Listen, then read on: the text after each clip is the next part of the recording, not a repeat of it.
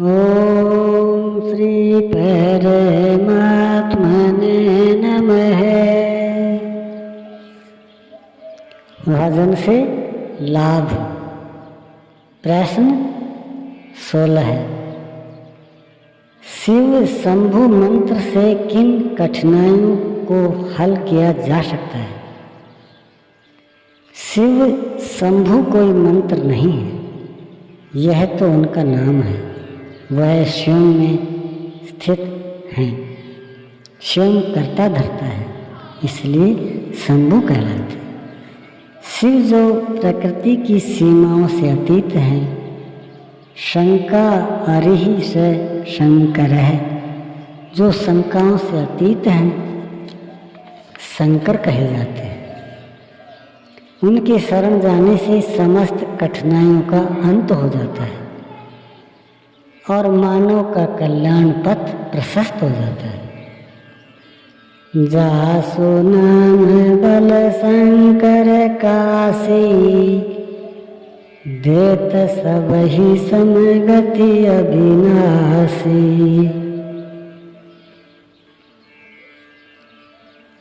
भगवान नाम के बल से शंकर जी काशी में मरने वालों को मुक्ति देते ही रहते हैं। काशी मरत जंतु अवलोकी, जासु नाम बल करम विशोकी। काशी में मरते हुए जीव को यदि मैं देख लेता हूँ तो हे पार्वती, उन परम प्रभु के नाम अर्थात ओम के बल से मैं उसे अविनाशी पद प्रदान कर देता हूँ। इसलिए शंकर जी की शरण जो कोई आया, जैसे काग वसुंडी, उन सबको भगवान की भक्ति प्रदान कर दिया। पहले तो उन्हें श्राप दिया कि गुरु महाराज आए तो बैठा रह गया। काग वसुंडी के गुरु महाराज ने बीच बचाव किया कि इस गरीब का तो कोई दोष ही नहीं है। तब माया बस जीव जड़, संतत फिरई भुलान। तेहि पर क्रोध न करिए प्रभु, कृपा सिंधु भगवान।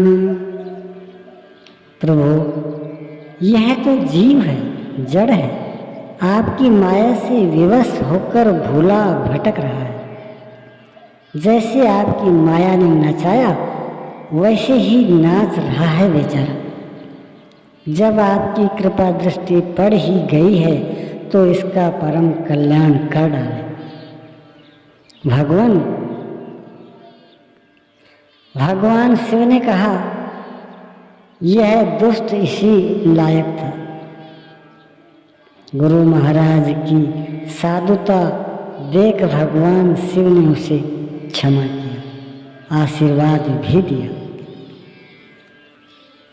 पूरी प्रभाव अनुग्रह मोरे, राम भक्ति उपजहि उरे तोरे। एक तो अवधपुरी में तुम्हारा जन्म हुआ, उसका प्रभाव मेरी सेवा की है, उसके अनुग्रह से तुम्हारे हृदय में राम भक्ति का उदय होगा। उन्होंने मुक्ति नहीं दिया, राम की भक्ति दे दिया। शिव सेवा कर फल सुत सोई, अविरल भगति राम पद होई। शिव सेना का फल है भगवान राम की अविरल भक्ति, जो एक बार जागृत होने पर स्थिति प्राप्त कराकर ही दम लेती है। बीच में कोई रुकावट नहीं, कहीं व्यवधान नहीं।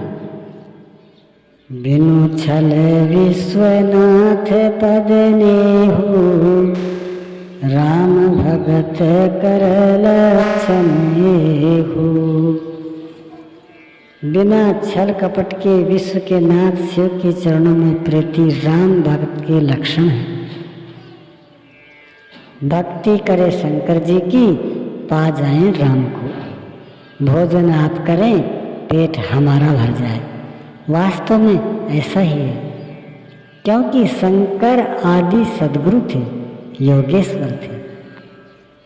यही पर कृपा न करही पुरारी, सो न पावे मुनि भक्ति हमारी।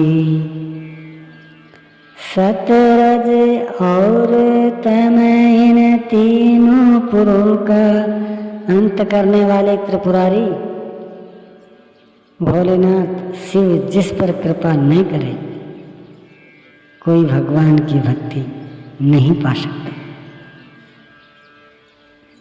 यह भगवान स्वयं कह रहे हैं, शंकर भजन बिना भक्ति न पावई मोरी।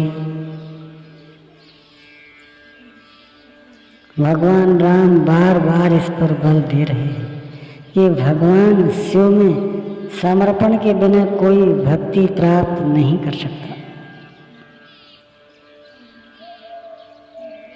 साधना के आरंभ में जब तक राम नाम हृदय से जागृत नहीं हो जाता, तब तक हम आप कोई भी नाम जप सकते हैं। उसके पश्चात आपको ओम या राम ही चुनना हो। आदि शास्त्र गीता में ओम जपने का निर्देश है। वैदिक ऋषि भी ओम जपते थे। ओ माने वह अविनाशी, अहम अर्थात मैं शिव, वह भगवान जो आपके हृदय देश में निवास करते हैं। भगवान श्री कृष्ण कहते हैं कि उस हृदयस्थ ईश्वर की शरण जाएं।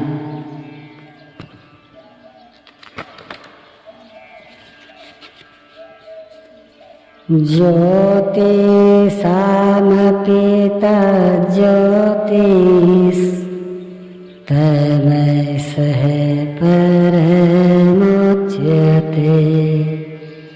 ज्ञानं ज्ञेयं ज्ञानगम्यं हृदि सर्वस्येष्ठितम्।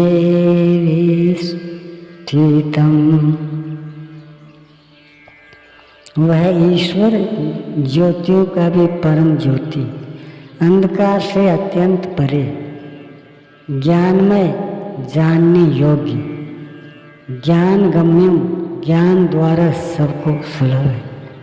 किंतु वह रहता कहाँ है?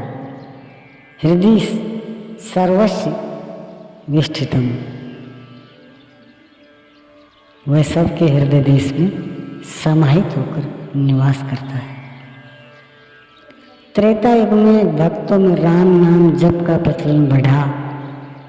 यद्यपि सतयुग में भक्त प्रहलाद ने राम नाम का ही जप किया था।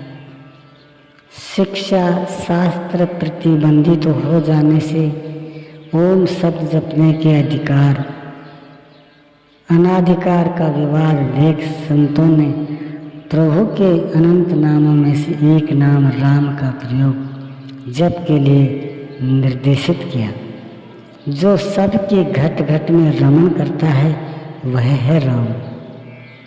हृदय में रहता है या घट में, बात एक ही है। जो अर्थ राम का है वही ओम का है। परिणाम में मिलने वाला प्रभु भी एक है, किंतु आरंभिक अवस्था में प्रभु का कोई भी नाम लिया जा सकता है। यह गुणानुवाद है, संकीर्तन है, किंतु भक्ति की जागृति के लिए भगवान शिव की सद्गुरु की शरण जाना हो। शिव राम की भक्ति देते हैं और भक्ति द्वारा जो लक्ष्य प्राप्त किया जाता है उसका नाम है मुक्ति। ओम श्री सद्गुरुदेव भगवान की जय।